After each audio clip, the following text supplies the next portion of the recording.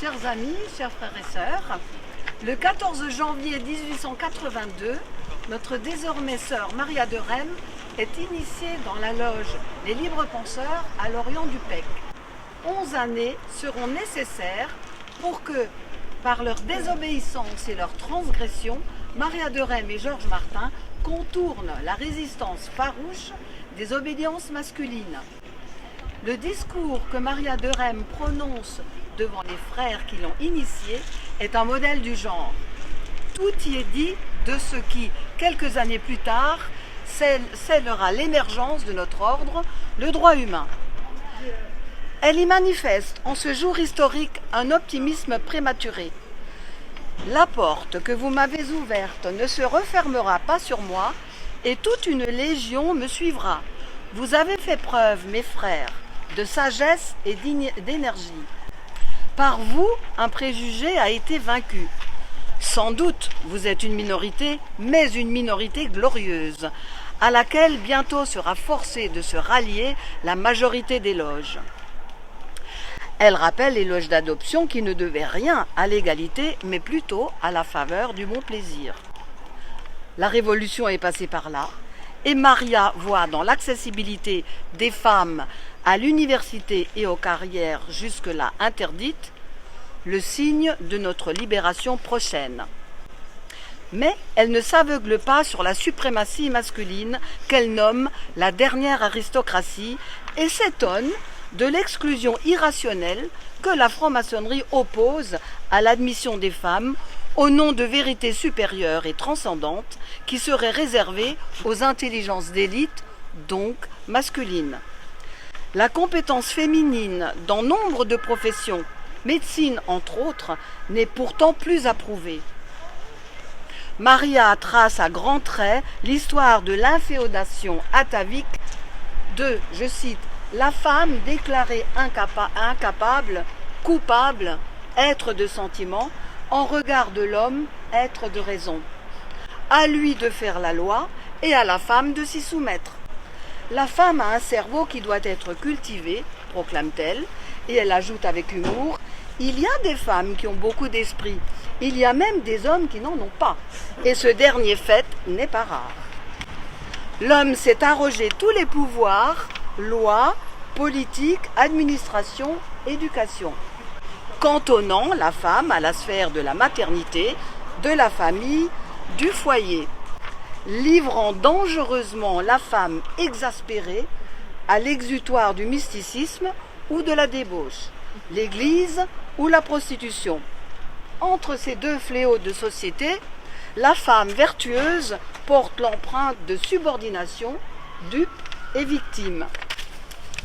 Par ailleurs, pacifiste par nature, la femme c'est le prix de la vie qu'elle a donnée et l'absurdité de la tuerie d'une génération entière.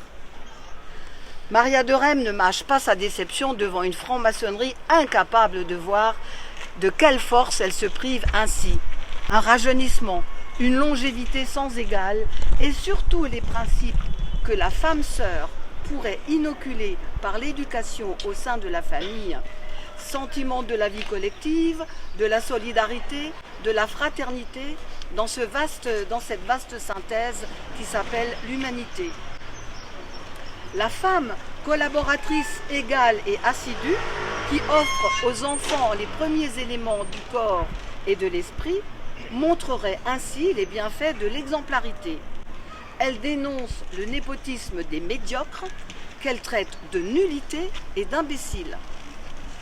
Et elle conclut, la franc-maçonnerie deviendra une école où se formeront les consciences, les caractères, les volontés, école où l'on se persuadera que la solidarité n'est pas un vain mot, pas une théorie fantaisiste, mais une réalité, c'est-à-dire une loi naturelle inéluctable suivant laquelle tout individu a autant intérêt à accomplir ses devoirs qu'à exercer ses droits.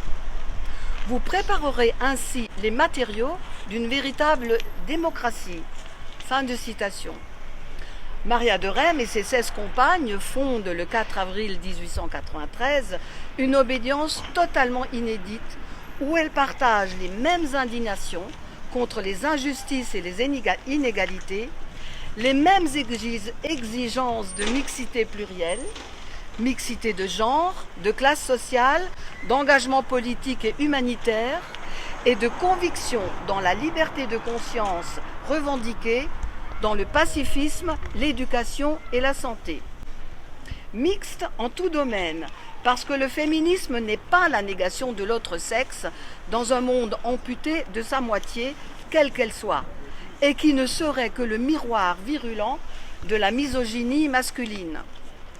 Mixité parce que les sociétés ne peuvent pas vivre dans l'égalité de richesse, de culture, dans l'inégalité de richesse, de culture, d'acceptation de l'autre. Mixité dans le regard que la maçonnerie porte sans restriction sur le monde qui l'entoure, en cessant de croire que les acquis sont définitifs malgré les évidentes régressions, en cessant de se tromper de cible et de combat.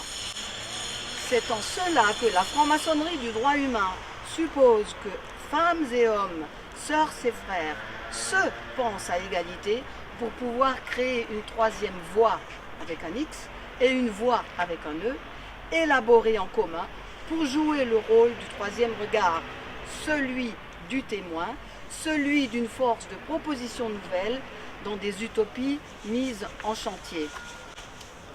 Et aujourd'hui, que faisons-nous, nous, francs-maçons du droit humain, aujourd'hui de notre histoire? Quelles leçons pouvons-nous en tirer? Y a-t-il des Maria de Rème parmi nous que nous ne voyons pas, ou à l'extérieur que nous ne savons plus repérer?